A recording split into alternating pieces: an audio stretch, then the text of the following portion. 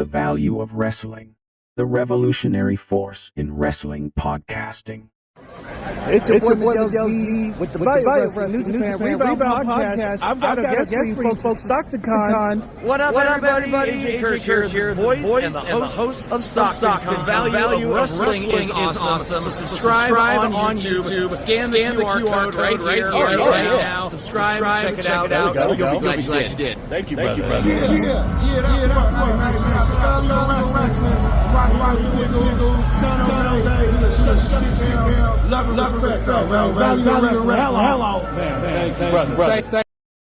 Oh, you didn't know? You better get ready. A little bit of the bubbly. Yes, get a little bit of the bubbly out and get ready to party lottie with us right here on YouTube. This is the Value Wrestling. This is your post-show review for Smackdown for March 8th, 2024. We are marching fast in a hurry to March. We are almost into the middle of the month. That means we're getting really, really close to the end of the month, which brings us to the very first weekend in April and WrestleMania. And WrestleMania is building up. Lots of great things going on. A lot of stuff tonight that help push these storylines forward on some things. And a lot of interesting things that I think we're still waiting to fill in the pages. And of course, we got a new announcement for the Hall of Fame.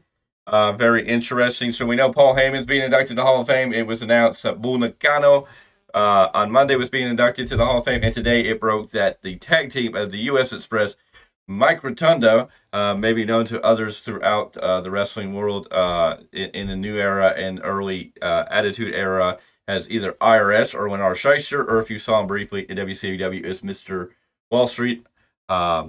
He played that. And of course, he is the legendary fathers to Bo Rotunda and Wyndham Rotunda. And speaking of Wyndham Rotunda, better known as Bray Wyatt, Barry Windham is the tag team partner to Mike Rotunda in the U.S. Express.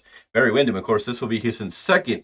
He's joining that great class of two-time Hall of Famers. This will be his second induction, as he was inducted as a member of the Horsemen when the Horsemen were inducted to the WWE Hall of Fame. So Barry Windham getting his second Hall of Fame ring here. Glad to see that Mike Rotunda is getting inducted into the WWE Hall of Fame, even though it's kind of in the U.S. Express. But I think maybe some people are pointing out that maybe this will be a big night for the Rotunda family. If we get Wyndham Rotunda inducted as Bray Wyatt, get his father inducted in there too. Have a special night that can be down in memory. I mean, where else are you going to induct Bray Wyatt? I mean, I don't think it's worth waiting a whole another year. The fans are clamoring for it. I think this is that's Bray Wyatt's going to be the big one at the end of the night. And the other people, we got the tag team now, so that's good. That was a great way to get the tag team. I think Wyndham Rotunda, Bray Wyatt would be a great induction for this one. And maybe a couple others that I can't think of off the top of my head. I don't know we got Paul Heyman's kind of the manager role, so Bray Wyatt should be the big wrestler of the night. And if anybody else, the Warrior Award, I think right now the Warrior Award really needs to go to DDP. I think DDP is one of the few people out there that really deserves the Warrior Award for what he has done for Jake the Snake Roberts, what he did for Scott Hall before we lost Scott Hall, what he has done, what he's doing to work on Butterbean, what he's done for people across the world that needed the help for change, and what he's done with Marcus Alexander Bagwell, and even helping Scotty Riggs refine their passion and their happiness, and lots of great stuff out there. So we'll have to see as these other things brew out, but we're here to talk about SmackDown tonight, and it's getting exciting, it's getting intense. Can't wait to see how this is all going to come together. We opened the show with a recap about the from last week where The Rock made the offer to Cody and Seth. We saw what happened on Raw, and so tonight we are in Dallas, Texas. We are live from Dallas, sold out. They are all the way up in the rafters. It's a beautiful sight when they can pan out the camera and you can see people up in the super nosebleed seats. They're a mile away from the ring, where they look like ants. And you're like, yeah, that's what a sold out building should look like. Not a building when half the audience sits on the other side and they take a camera shot from when they're sitting and there ain't nobody on the other side. That's not good business. Sorry to tell you. You may think it works, but it's going to catch up with you in the end of days. Anyways, we started off hot because here comes the United States Champion Logan Paul. Logan Paul gets on the mic and reminds us that his first WrestleMania was in Dallas when he teamed with The Miz. And he was out here eventually introducing now that Prime, his drink with KSI, is the new logo for the center, the middle of the ring. Prime is a big deal. I don't know if this is a big thing that they're doing forward, or if this is just something to work with Logan Paul and his character. I don't know how much we're going to see, if we're going to see Prime in the center of the ring, if this is an official deal. I guess we're going to have to find out more TD. Go ahead. He did say it was going to be on all the PLEs. So not necessarily every SmackDown or Raw, but the PLEs. So we'll have to wait to see how, maybe this is true, and that's fine. I don't care if there's advertisements in the center of the ring. I mean, there's a place over across country that's been doing that for years called New Japan Pro Wrestling, along with several other companies that have started doing it. So, I mean, there's a Prime bottle in the middle of the ring. I don't care. I mean, what do we care what's in the middle of the ring, really? The middle of the ring is, it's there. How much do you really pay attention to it? So they can put advertisements all over the ring as long as they look nice and appealing. I guess it's fine. If Prime's official sponsor, cool. If you like Prime, cool. If you don't like Prime, it is what it is. But at the end of the day, he showed that Prime was there, brought KSI in the ring. This eventually brought out Randy Orton. Randy Orton tried to hit Logan Paul with an RKO. Logan Paul slipped out of it, left his buddy in the ring. KSI took a nasty RKO in the middle of the ring. And then we went to break. We come back to when we come back from break, we get the announcement that WWE has gotten their Ruby Diamond award from YouTube with 100 million YouTube subscribers. They are only one of 10 YouTube channels that have reached that level, that have that that Ruby Diamond, or that red diamond play button. Maybe one day we'll get ours. I know that's a lofty freaking goal, but hey, sometimes you got to reach for the stars. You don't get into the wrestling ring to win matches. You get in the wrestling to win championships. And if you're not there to win the world championship, then I think there's a great philosopher of professional wrestling who will tell you to get out of its wing, because he once told DWP, if you're not here to win the world championship, then what are you doing? You know what I'm saying? And that's why we have to be here. I mean, hell, remember Bray's final match was done with a Mountain Dew. Was it a Mountain Dew sponsorship? I thought it was something else in his last match. The Mountain Dew Black. Yeah, it was the Mountain Dew Black. Okay. Anyways, from there, we got the commentary reminds us that Lashley's going to take on Karrion Kross, and we're back in the ring, and here comes Kevin Owens in the greatest tag team that ever probably should be. Randy Orton and Kevin Owens are tagging up, two guys that you would think not tag up with each other because they don't trust anybody. I mean, the two biggest guys that kind of follow that Stone Cold Steve Austin thought theory of never trust anybody, don't trust anybody. These would be these two guys. Now, Randy Orton had a lot of fun tagging with Matt Riddle, and it was a decent tag team. We just, we never got to see that play out to fruition to see who would turn on who. But now we got Randy Orton and Kevin Owens teaming up. I kind of like this. I think this could be fun. Just knowing the mentality of these two guys and always wondering, is one of them going to turn on the other one? Because it's their style, Anyways, they're taking on the team of Austin Theory and Grayson Waller, and you got to respect Austin Theory. Before we get into the match, can I just give a shout out to KSI, who took a really fantastic RKO? Okay. For someone who is not in wrestling, like his buddy Logan Paul, I was just surprised that he took it so damn well. Alrighty.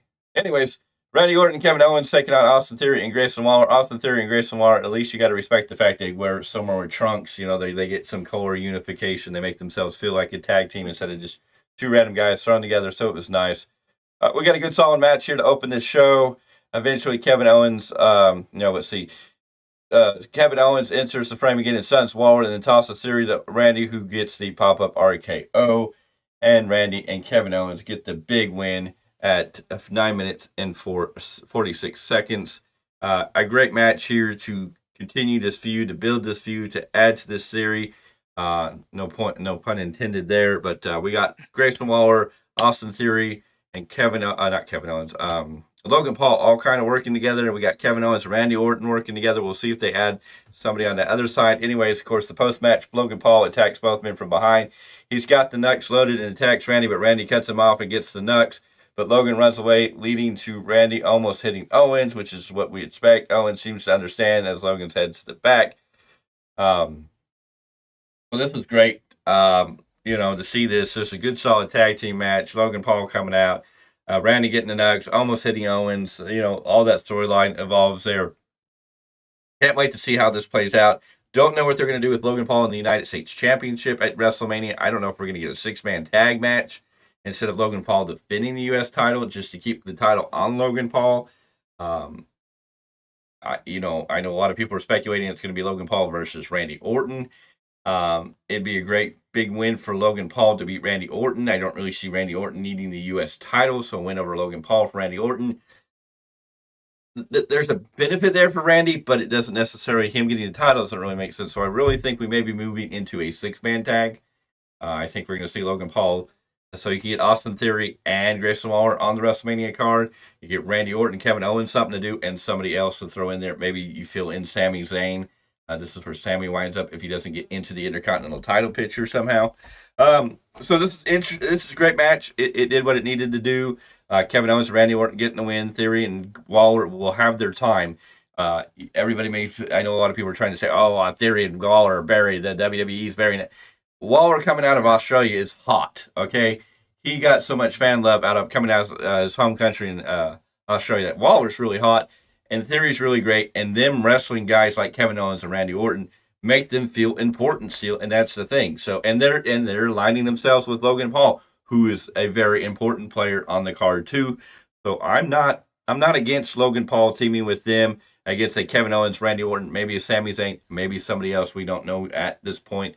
But I could be happy if Logan Paul isn't going to defend the U.S. title. At least this gives him something to do and keeps him busy for right now until they can decide where they're going to go with that. Because they're not really, they got Randy, but they got Kevin. They've got too many aspects. Unless we turn this into a triple threat. Randy Orton and Kevin Owens against Logan Paul. But then again, I don't know what you do with Austin Theory and Grayson Waller, who kind of deserve everything they've done to be at least on the WrestleMania card. Not saying they're winning a match, but they still kind of deserve. Right. So I would agree. Logan Paul and the Young Boys, as we call them around here, Team Young Boys, teaming up against Kevin Owens, Randy Orton, and maybe a third, or maybe it'll be Kevin and Randy against all three. We'll have to wait and see. Your thoughts on this match, sir? I just like seeing Team Young Boys get their reps in.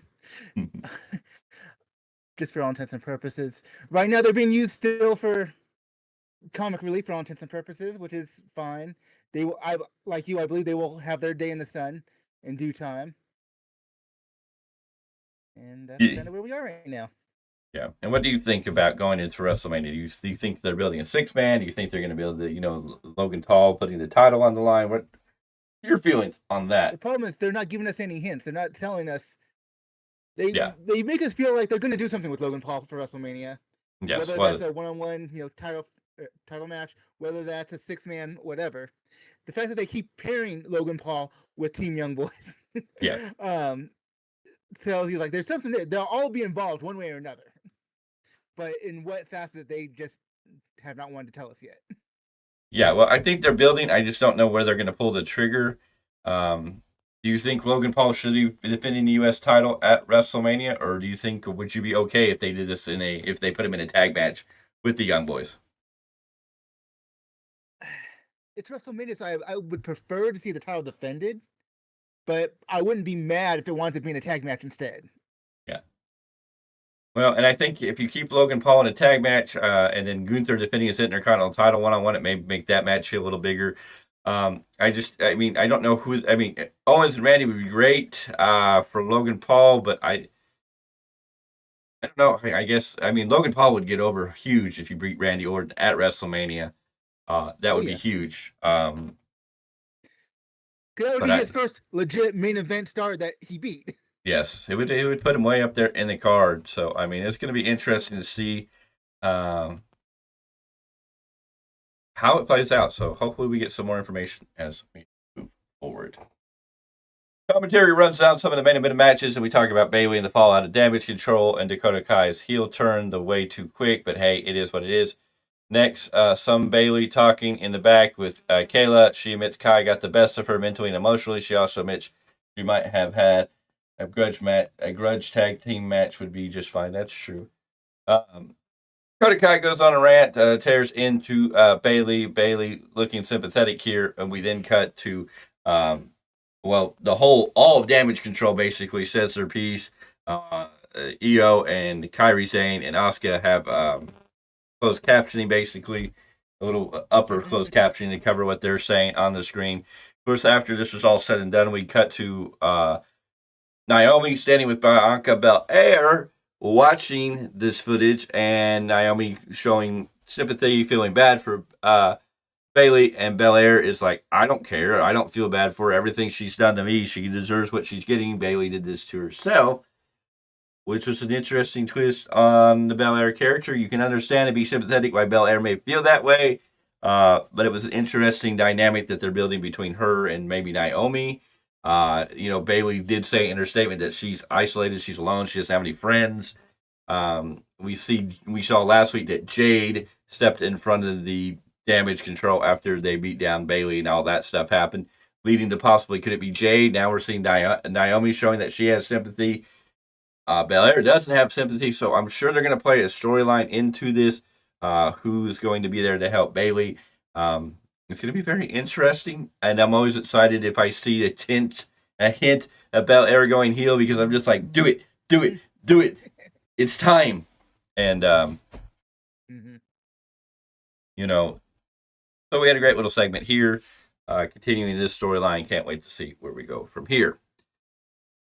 Here comes Bobby Lashley. He's by himself. He's coming out to the ring to take on Karrion Kross. Bobby Lashley feels less and less anything, at least to my eyes. I'm just like, okay, it's Lashley. It's a Lashley match. I'm I'm excited for Karrion Kross. I just want Karrion Kross to beat the crap out of Lashley, but Lashley's just like, Lashley just feels flat, and I don't know how you really get him back over.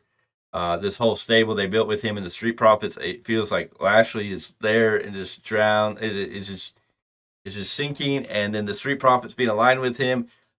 Montez Ford being such a great character, I think, keeps the Street Profits feeling like, yay, we like to see them. But again, I feel them being attached to Lashley in this group.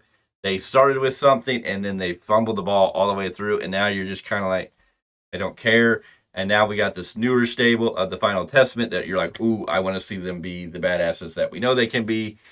And so I don't know what's going to come when this feud finally ends. I'm assuming this may be another 6-man tag type of match going into WrestleMania 2, because that seems where they're building this, but we'll get into that more later. We see security is back. There's probably 500 security guards here ready for this Bloodline Cody Seth showdown. I mean, there was security everywhere. Karrion Kross comes out to the ring with only Scarlett accompanying him, and we get Bobby Lashley versus Karrion Kross. And we got a good solid match here between these two big guys. They went back and forth. Eventually, Bobby sets up for a spear again, but the Authors of Pain come in and beat him down, resulting in a DQ. So they're trying to save Lashley. They don't necessarily want Kross to just cleanly beat him yet, which kind of sucks because Kross needs this huge win over Lashley to really solidify his place. I know they're trying to build the stable, but Bobby Lashley gets to win the DQ. It was a big man match, so it was probably, it may not be everybody's type of match. Because when you have two big guys like that that are going to fight it, it's going to be a slower paced match. It works well. Karrion Kross trying to be more mental mind games and playing all this. Eventually, the Street Profits show up, and the brawl is on. Ford gets caught jumping, but Dawkins follows up to save him. Bobby Lashley with a fatliner to Kross, and then he wants to hurt lock, but Scarlett gets involved, and then VOW comes out of nowhere, which nobody cares about VOW. She can go anywhere. Kross eventually with the final prayer on Bobby, and the bad guys stand tall, the Final Testament standing tall. It was a decent match for what it was. The storyline's continuing. I'm sure we're going to get all 6 of these men in a, and I know I just said, we're going to get Logan Paul with his boys in a 6-man tag. It's WrestleMania. You expect multiple men, multi-tag team matches in some form or another to happen. You have 2 nights, so you can have 1 6-man on one night and 1 6-man on another night. So don't get upset. Oh, why do we need 2 6-man matches? Well, you have 2 nights and you also have 2 pre-shows. Yes. Well, you have plenty of time to do all these things. So, and this one is definitely, I think, heading more for a 6-man than anything. I mean, it's what's going to happen. Hopefully it'll be the moment that Final Testament gets to stand tall. Maybe Lashley gets pissed off at the Street Profits and cuts them off, and Lashley can go repackage himself into something else, and the Street Profits can get back to being the Street Profits on their own. and get revitalized, get rebuilt, get something. The Street Profits feel dead. Lashley feels dead, and it's just feel bad. Lashley, I don't really care about. I mean, until I get Lashley like we got in TNA, I really don't care. If he gets that TNA flavor of Bobby Lashley, I might pay attention, but Bobby Lashley's just never done it for me. And in respect, as an Army vet. I mean, I know he's an Army vet, and I should respect the brother, but I mean, the Street Profits, I love. I think they would be really great to go super heel, but I don't know. Luckily, Vince is not around, so we don't have to worry about the Street Profits ever being split apart. No Michael's Jannetty situation here. Anyways, Mr. Clarke, what did you think of this match and the follow-through? I think I was cool with it until the ending. I was like, okay, so this was just to prolong the feud. All right. I just, at that point, I couldn't get into it, even with everybody jumping each other a bit. Yeah. Like you said, as a character, I just don't care about BFAB. I don't think anybody does. I don't know why you wouldn't line Bianca Belair there, especially now that they've broken that fourth wall with her being Montez's wife, that they're married. It's out there on their TV show. They've advertised it. So it's like, why not just acknowledge it? I think a part of that, acknowledge it's not a problem. But I think part of it, like they've had Seth and, Becky Lynch have something to do with each other before on screen. It's like, it just didn't work. And so maybe that's what they're fearful of it. Bringing even though there's a natural story there because they are married. Yeah. Maybe for the way they want to play the characters, meaning the company, not the wrestlers. Maybe they just don't see it working that way, and that's why it is what it is. And that's true, and that may make sense. I mean, for me, I think Seth and Becky didn't work because they were so already over that they didn't help escalate in one another. I think Belair would kind of help. Sadly, I think she's more over than Lashley and the Street Profits. I think she'd help bring them up being associated or being there for now, especially if they all went heel. But that, it is what it is. That's quite a possibility. Oh, I just know when Becky, when they did the Becky Seth thing, I think weren't they like one was heel and one was face? I forget what they did. It was weird and just were they both? It was just wrong timing, really. Do that. Anyways, from there we get a recap of Rey Mysterio returning last week after his knee surgery and the ongoing issues with the LWO and the new Legado del Fantasma. In the back, Dragon Lee is walking and he runs into Elektra, and then Santos walks on the screen, and then Humberto and Angel, everybody walks here, setting up for a match of a Dragon Lee versus Angel. And of course, Angel. But you said it. Okay. Yeah. For his match against Angel was basically what the setup was, telling Dragon Lee he's not going to be the next Rey Mysterio. Don't be a part of the LWO, yada, yada, yada. Anyways, it's Tiffy time. Tiffy's coming out to the ring, and we get a confirmation about the Hall of Fame clash this year. Bull Nakano, Paul Heyman, and of course the U.S. Express of Barry Windham and Mike Rotunda. And we get Tiffany Stratton versus Michin. And this is a great match. Michin looking good. Of course, Michin's just going to really be a jobber to the people. It wasn't a very long match. It was quick, which works for Tiffany Stratton here. She gets to win at 2 minutes, 24 seconds with the prettiest moonsault ever. So I'm sure we're building this woman up to be the competitor for Charlotte when Charlotte finally returns. The prettiest moonsault versus the Charlotte's moonsault. That is the future for Tiffany Stratton. But Tiffany Stratton looking good here. Getting win over Michin. I know there's a lot of people who want to see Michin or Miem, whatever you want to call her these days, get over. But right now, it's just not her time. And Tiffany Stratton doing what she needs to do. Looking stellar. Looking like $1 million. I still don't like blonde Tiffany's, but that's a personal issue. I plead the fifth. Broken promises. Anyways.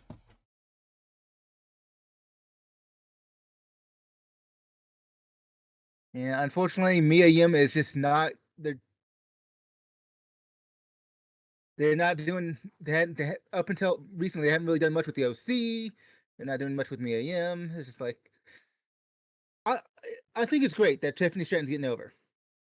But wouldn't it mean something more if it was against someone who is a bigger caliber star? Or at least felt like a bigger star instead of just jobbing out to everyone? Yeah. No, I think they're slowly building Tiffany. They want to build Tiffany to be an incredible opponent for Charlotte, so they got to let that slow burn over time because it's going to be a while before Charlotte's back. So I think, Tiffany's going to get Tiffy time against lesser opponents to begin with until it's really time to. Right. But I'm saying it's like, you look at it was a few minutes match, less than 2.5 minutes. You could have done the same thing with another jobber, an actual jobber, not someone who should have a little more. True. Pardon the pun, but someone who has a little more flair. True. Woo! Anyways, we get a video package from AJ Styles calling out LA Knight, talking about why he traveled all the way across the world to take out LA Knight. Overachieving and under talented AJ will be humbling him. So it looks like we're going to get LA Knight and AJ Styles probably at WrestleMania. Then we cut to a area, not even a locker room, I guess somewhere in the back. Knight was there. He was holding a chair and decided to bust up a TV with the chair. I don't know how this helps LA Knight acting a fool.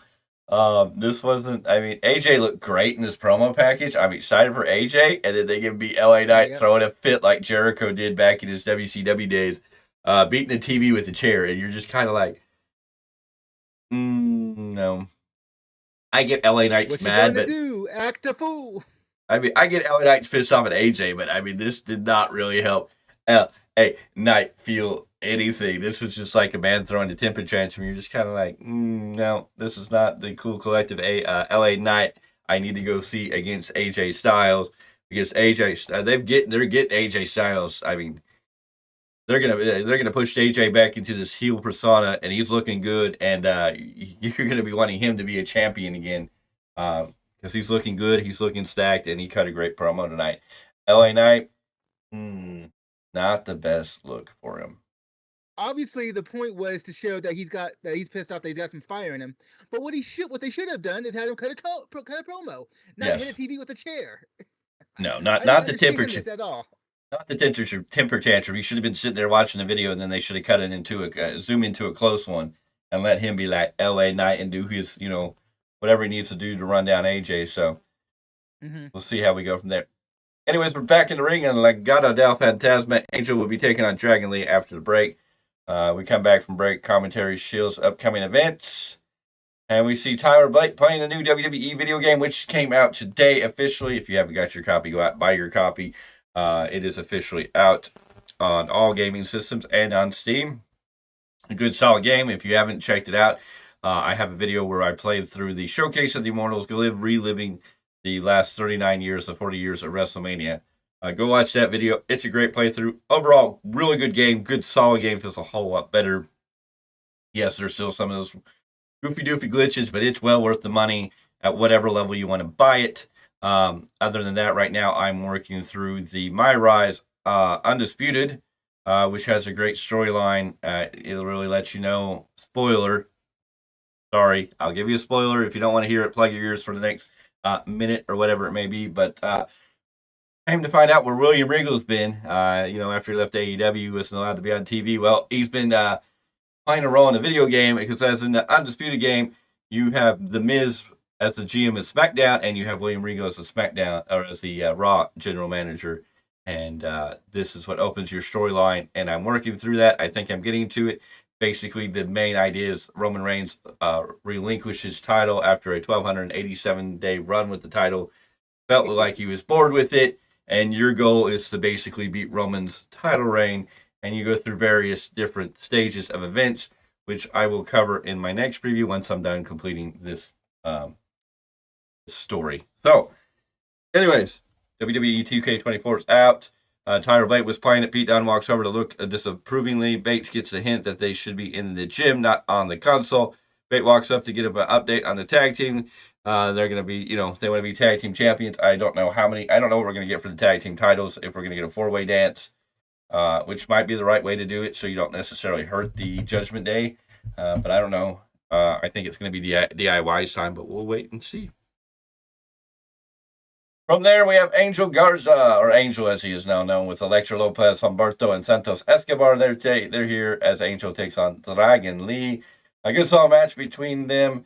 Angel tries for a pop-up powerbomb, but Lee counters it into a Rana for a pin. Dragon Lee gets the win at 7 minutes, 15 seconds. Good, solid lucha-style wrestling here. Really good. A whole lot better than what we've been seeing on some other brands that are trying to do the lucha thing with people that people are like, I guess if you're a hardcore, diehard fan that knows all these names, then you enjoy it. Others are like, who, what, why? After Lee gets attacked immediately after the match and spiked with a triple team powerbomb. And so, good solid match. Dragon Lee gets the win. Angel looks decent in the end of this, with standing tall with the rest of Magada del Fantasma. Your thoughts, Mr. Clarke? This match was cool. I don't like, though, the fact of how weak the LWO looks outside of Rey Mysterio. And Dragon Lee is kind of like the unofficial member. Yeah.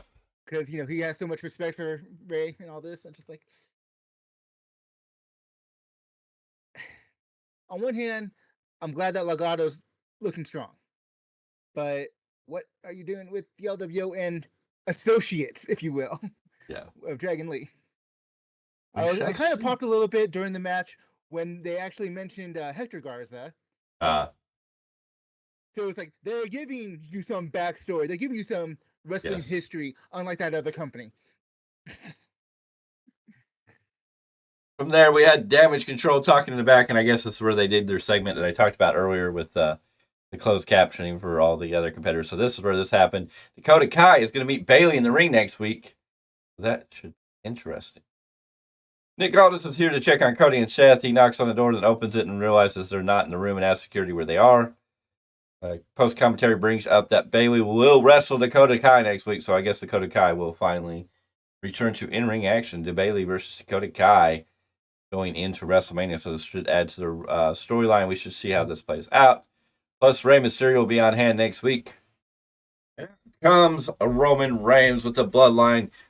He has Solo Sikoa, Jimmy Uso, and Paul Heyman with him. He comes out, celebrating, ready, and suddenly the lights go out, and we get The Rock's music. It hits, and then suddenly we get bolts of lightning, and instead of coming out of the entranceway, we get just the lights come up, and The Rock is just there, and a very impressive and new feel that kind of got me excited, because I'm like, okay, we're getting something a little different, a little escalated. It feels a little more important for The Rock.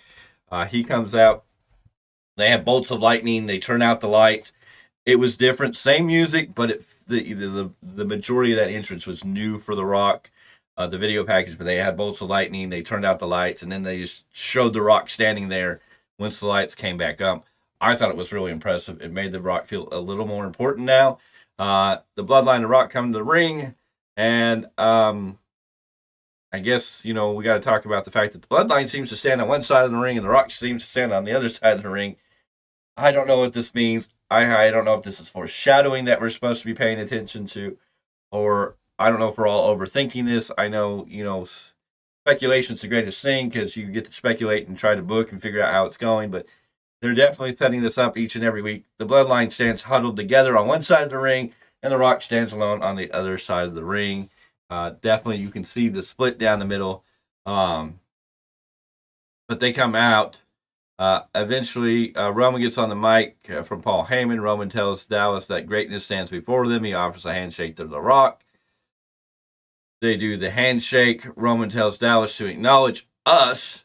And they get cut off by Cody's music. And Cody and Seth come down through the audience. We went to a break and then we came back, and here came Cody Rhodes. They're coming down from the audience.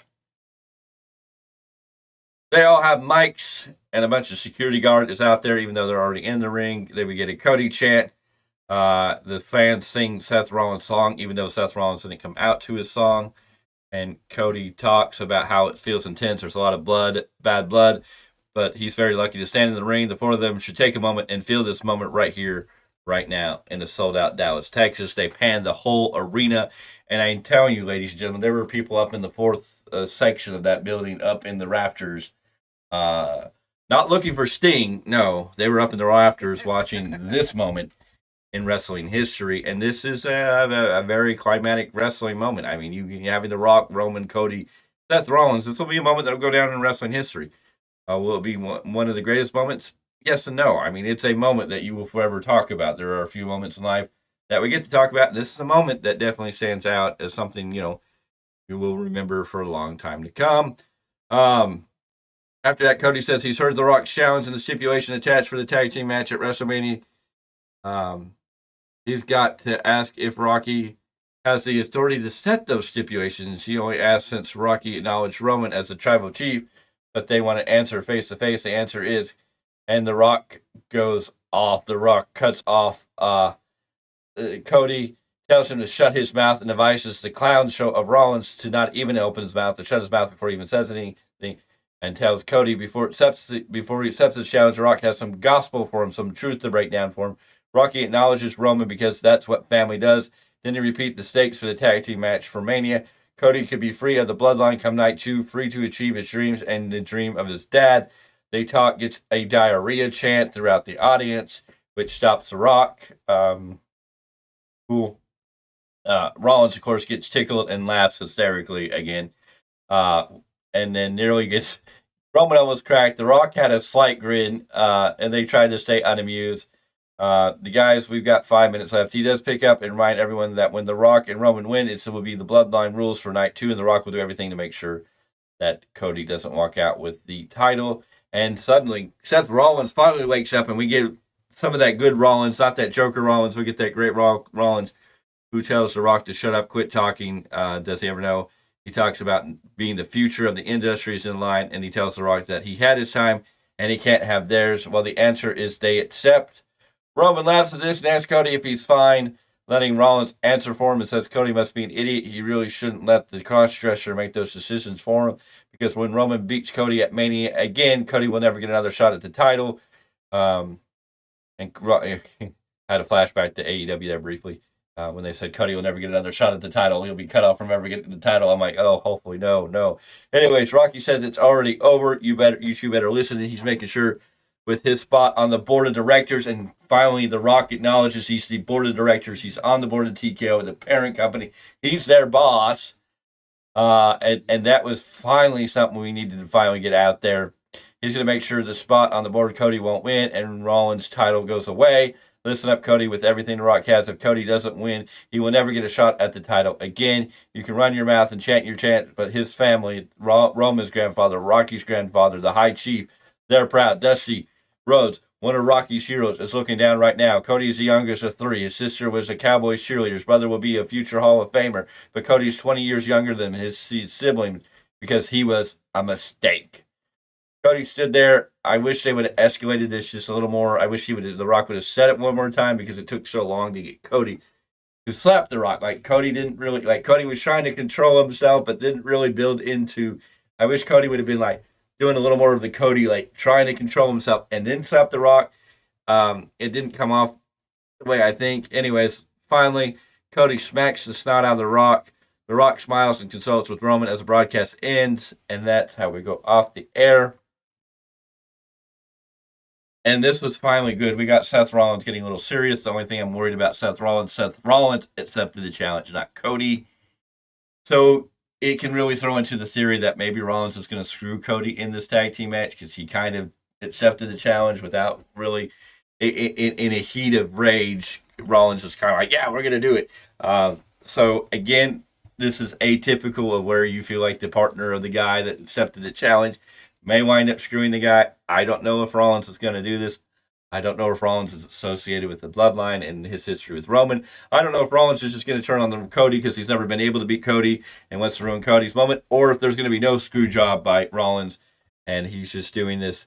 But we got good Rollins. When Rollins got on the mic, he wasn't playing the Joker Rollins. He looked good other than the oversized jacket he was wearing. I mean, I like the black turtleneck. He can pull off the turtleneck like Christian can. He could have taken off the oversized jacket and it would have been okay, but the oversized jacket kept throwing me off. But I love that Rollins felt serious and not the Joker Rollins. Yes, we got a little bit of that when they did their diarrhea chant, But when he really got on the mic, I felt that's the Seth Rollins I want to see fired up for this match. And we finally got the Rock we needed tonight. We got pissed off corporate Rock, the board of directors Rock. We got the Rock who was like, not the bad jokes. Yes, he cursed. Yes, he told people to shut up. It was the Rock we've been waiting to see hit without all the Rudy Poo, Candy Tootie, Rudy Fruity, herpes on your lips, mommies and daddies, and bullshit. We got serious Rock for the moment. And Roman was really good at the follow through here. Cody came out probably the weakest in this. Cody just didn't feel it. And then when he slapped the Rock, I wish there would have been a little more of a conflict in Cody in that moment than we really got. I know Cody kind of did his. He was contemplating, but he didn't really play it up like he has in times before. I wish he really played it up and then stepped to the Rock and then smacked the snot out of him, or the Rock would have repeated it one more time before the slap, because it felt like that delay between the Rock saying it and Cody actually reacting took a little too long to make it feel as powerful as when the Rock slapped Cody. When the Rock slapped Cody, it was, oh, damn. Tonight, it should have been the same way, and I just felt it took they took a little too much time, and I didn't see that conflict. Like, Cody can do that. We've seen Cody who sits there and he's like, he does all the facial expressions and he turns and he's trying to keep himself composed. I wish he would have sold that a little harder and then stepped to the Rock, got nose to nose, then maybe stepped away and then turned and slapped the shit out of him. It just didn't feel as impactful as when the Rock did it to him, which kind of sucks. That was the only thing I felt that failed just a little. I'm glad, he slapped the Rock, cool. I just felt it failed a little bit because it just, there was enough in a delay there that you're just kind of like, okay, Cody's doing it. Oh, okay, he slapped him. It didn't do it for me. I mean, everything about this otherwise was great. We got the Seth Rollins we need for this, and we finally got that corporate board of director Rocks that, it's not using all the old catchphrases. It felt like the Rock that we've been begging to see. Finally, the Rock gives us that pissed off Rock that we saw at the press conference. Your thoughts on this segment, Mr. Clarke? Actually, one of the biggest pops to me for this segment was when Seth talks talking to Rock and goes, when he basically just told him Mr. Midlife Crisis. Yes. I was just like, oh my god. No, that was a great line. And you can see that argument too. Yes. No, it was a great singer. It hit, and that's why I think Seth Rollins was right where he needed to be, and The Rock was right where he needed to be. Mm-hmm. I mean, at some point down the line, I almost want to see a Rock versus Seth for the world title match. Not at WrestleMania, but down the line, if he somehow escapes with the damn world title or regains it. Yeah. Oh. Overall, everything was great except the Cody. The ending, I don't know why, and you may feel different, but I just felt like they took too long from The Rock hitting him with that line to Cody really reacting. And Cody just didn't. I know he did his little, but he didn't really do it like where he's really selling it hard. Actually, it wasn't even so much the facials that got to me about that. It was when Rock slapped him, it looked solid. Yeah. His slap didn't look as crisp. Yeah. I just felt there was too much of a delay to that reaction. It was like, if you're conflicted, show me that hard confliction and then, step forward and then do it or something. It just felt like by the time he said that and you're like, we digested it and Cody just took too long to react. And that's what just killed it for me. It was just like, it should have been an instant. Like, it should have been like, oh, you're a mistake. What? And it should have been with all that rage that was built up. It should have. Mm-hmm. Absolutely. So, but overall, a dang good show. I think WWE brought it. A lot of good matches tonight. Was everything perfect? No, but it was a good, solid show. I think we don't have a whole lot to complain about. And they brought it in the end. I think that's what really wrapped up the show is that we got everybody in their role. Except, I think the only thing that was bad, it made Cody look with Seth and The Rock and the way they were talking, and Cody just kind of, Cody felt like the weakest coming out of this thing tonight. If you look at them all, he was kind of the one you're like, nah, I would like to see a little more intensity from Cody. We'll see what happens going forward with that. But we need to keep The Rock where he is on this line. I think we got a perfect Rock. The Rock we've been waiting for in this moment. Oh, yes, absolutely. I'm looking at our poll, and I'm just like, wow, someone thought this show was awesome. I'm like, okay. Yeah. I mean, some people's standards of awesome's here, some people's standard of awesome's up here. You know, to each their own, and there's nothing wrong with that. But thank you for the vote. I mean, that's the biggest key. We appreciate you when you put your input into this program or any of our other programs. Let us know what you think or how you feel, and it's perfectly fine. You thought the show is awesome. That is awesome sauce. But yeah, another good solid show and another good solid program. It definitely hit the points, and The Rock felt great. I was finally happy to see The Rock we've been begging for each and every week. It was that Rock from the press conference. He didn't use any of the crappy Rudy Poo things. Could have done without the diarrhea chant, but Yeah. It is what it is. Do you have anything you want to say in closing, Mr. Clarke? And we're just edging closer and closer to WrestleMania. Mm-hmm. Guess next stop, Monday Night Raw. Yep, no. The next up will be Monday Night Raw. We'll see how that plays out. And, of course, we will be back on Sunday at 12 p.m. Pacific Standard Time with your Value Wrestling Weekly Roundup, where we round up everything about professional wrestling, everything that happened this week. We're going to break it down. We're going to talk about it. There's a lot of stuff. There's the Hall of Fame. There's news coming out about what the future of wrestling for Mercedes Moné holds and how she feels. Of course, tomorrow night is Collision, and it looks like Mr. Miguel, please sit down. Make sure you take a deep breath for this one. It looks like the debut, AEW debut, as an All-Elite member, as a part of the Elite, as a part of the All-Elite roster. Okada is going to make his debut tomorrow night on Collision. It's already been recorded, so he's already done it, but you're going to get to see it on air tomorrow night. And Chris Jericho gets to take on Teton, or whatever his freaking name is, and the main event of Collision to a house show that had 2,000 or some odd people. Which shows video footage where half the arena is kind of filled and the other half is empty, looking like a ghost town. And this is where they decided to debut Okada. And the best part about this, Mr. Z, they didn't debut Okada at the beginning of the show. They didn't keep him till the main event. They debuted him in the middle of the show. So, all eyes on me. I don't think so. I feel like Tony Khan's already going to drop the ball on this Okada run. Damn shame. They're going to throw money at the door, and it's going to go bad. But we will be talking that on the weekly roundup. Of course, Mr. Miguel Z will be there to give you all the stuff that's going on in New Japan Pro Wrestling. Hopefully, they're regaining and rebuilding a resurgence after losing some of the biggest names in their industry for many years. Bushi, Okada, and now Ospreay, and now Okada.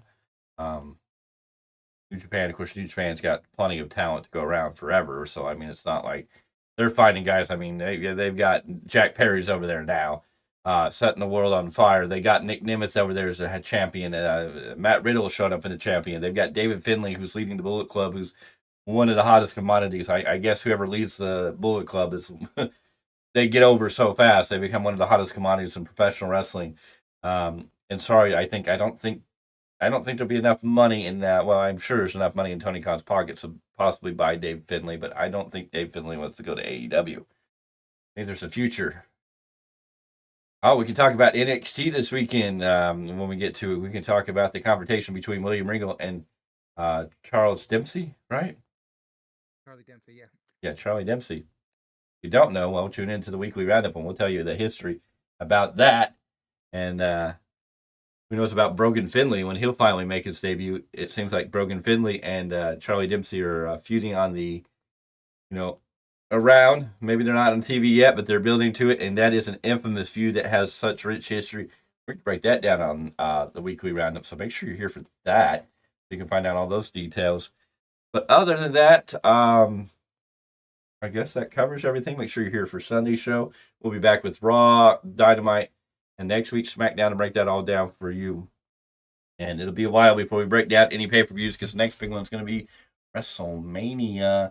And then, of course, throughout the week, we have different programs that pop up that you can always tune in to watch.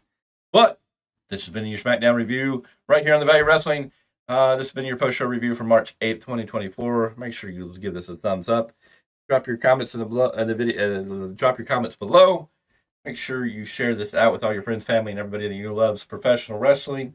Make sure you ring that bell for notifications so when any new content comes up or whenever we go live, you'll be able to be notified of that. And if you haven't already, go ahead and hit that join button. We are well on our way to where we want to be, and we need each and every one of you to help us get there. And we appreciate all the support and love that you give us. We will see you on the next one.